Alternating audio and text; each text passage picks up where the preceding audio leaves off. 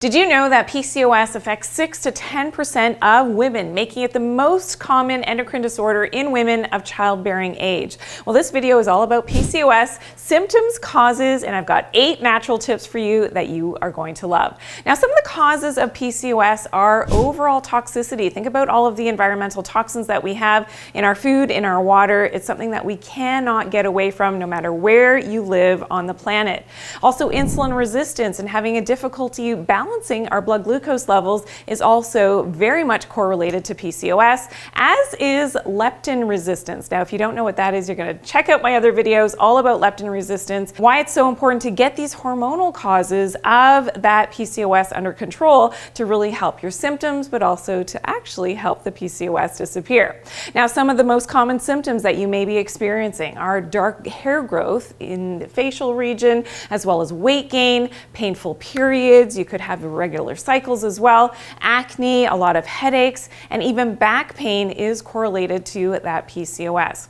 But I've got some tips for you that you're really gonna love, and I've got 8 of them, so let's go through the list. And number 8 is something that you'll absolutely love, and it gives you instantaneous relief. Okay, number 1 is fix that leptin resistance, like I mentioned. So one of my tips here is to eat a big breakfast. Also, try not to snack between your meals. This has a lot to do with your leptin signaling, and of course, that leptin is a hormone, and it's a whole relay system between your brain and your fat cells as to what is happening and how much you are in tune or out of tune with nature. So that's really important, fixing that leptin resistance. I've got other videos about and more tips on how to fix that, so that's something that you can check out. Okay, tip number 2 for PCOS is to get more natural sunlight exposure. Now, this is so important to get back in tune with nature and to sync our internal clocks.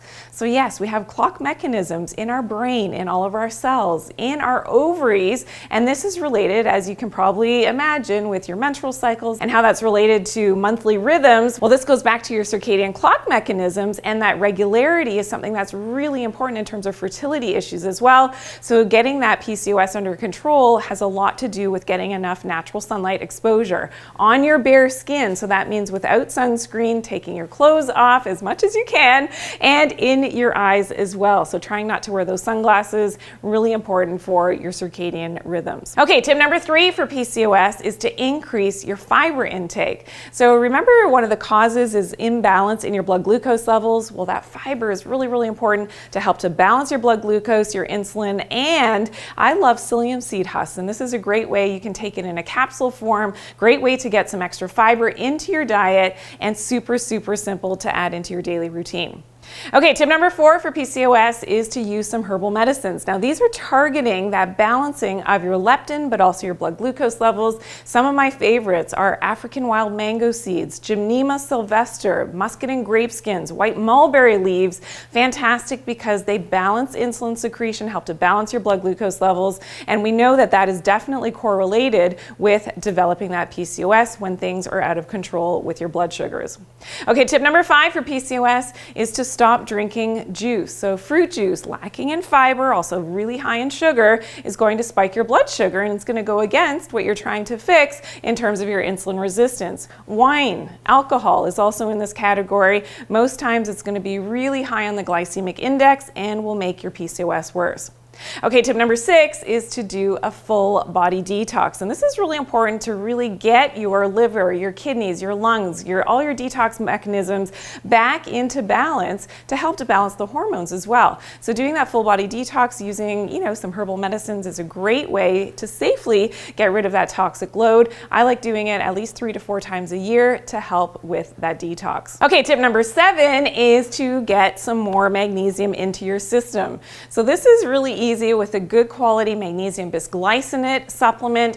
Helps with your carbohydrate metabolism, so again, balancing those blood glucose levels, helps with metabolism in general, but that magnesium is really important for balancing those hormones as well. And as women, we tend to be very magnesium deficient.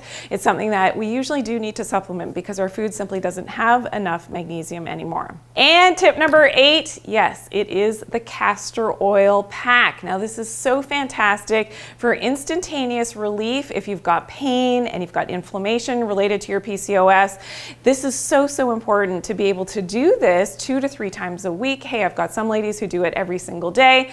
Really does help with decreasing that overall inflammation, helping with your liver function, helping with balancing your hormones, and has a detoxing effect as well. So I really want you to try that castor oil pack. Let me know how it goes in the comments, because I'm sure it will help you. And I do have other videos on how to do it properly and how to do that castor oil pack. Okay, so I do want you to check out my video, how to make that castor oil pack and how to do it properly. Please check it out. Make your own castor oil pack. I'll see you there.